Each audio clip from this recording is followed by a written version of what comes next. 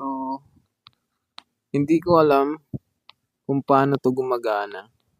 Sinira ko sinira ko yung casing niya. Hindi ko naman sinira, binuksan ko siya. Kasi nagtataka lang ako rito sa microphone na 'to. Ewan ko kung naririnig niyo ako ngayon dito, malayo ako.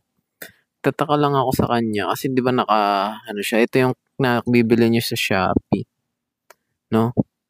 Tataka lang ako kasi nung binuksan ko, tinanggal ko yung foam niya, may nakaganyan yung dulo niya, ayan. Nakaganyan. So, ang iniisip ko, may mic dito sa ibabaw. Pagtingin ko, hollow lang siya, butas lang talaga siya. So, na-curious ako. Sabi ko, nasan yung mic? Kasi pag nilalagay ko siya sa dibdib ng nakaganyan, ayan, nakaganyan sa dibdib, nag-iiba yung tono ng boses ko. Tapos, kailangan ko pa siyang itutok ng ganun. Tinututukan ko pang ganun. So, tataka ko, sabi, bakit ganun? Tapos, nung nakita ko siya, ayan, tinanggal ko yung foam niya. Kung meron kayong ganito na, ayan, ganito na wireless mic, try nyo tanggalin yung foam sa ibabaw. Makikita nyo butas lang siya.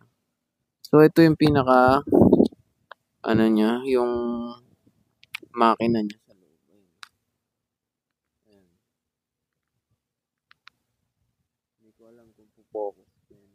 Pero ayan yung pinaka loob niya. Hindi mo malaman kung nasan yung mic dito. Kung nandito, basta ito yata yung mic eh. Ito. Siguro ito yung mic. Ito na nga yata yung mic niya. Kaya hindi mo siya naririnig. No? Kasi nasa loob siya nung lalagyanan. Tapos yung butas, doon pala pumapasok yung boses. Kaya pala nag-iiba yung tunog natin. Kailangan mo pa siyang hawakan ng ganito. Kasi nga, yun nga. Kasi wala namang microphone dito nakalagay oh. Ayan, walang mic dito sa ibabaw. Butas siya, tapos didiretso siya dito sa microphone dito. So, nakaganyan siya, guys. Ayan. Nakaganyan siya, guys. Ayan. So, nakita ko lang. At may epal na mataba doon. Habang nagbablog ako.